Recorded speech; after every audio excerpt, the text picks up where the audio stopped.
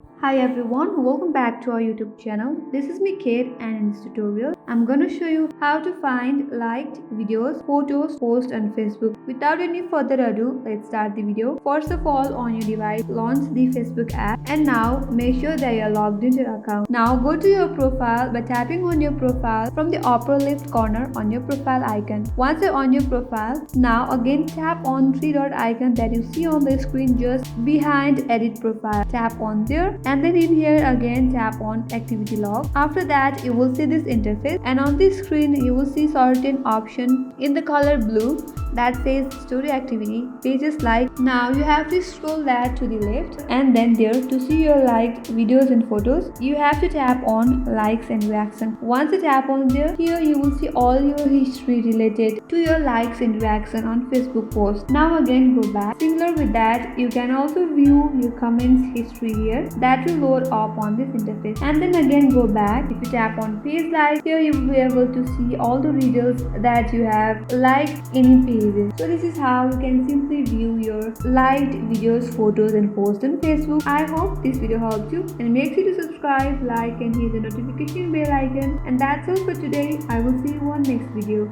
Thanks for watching.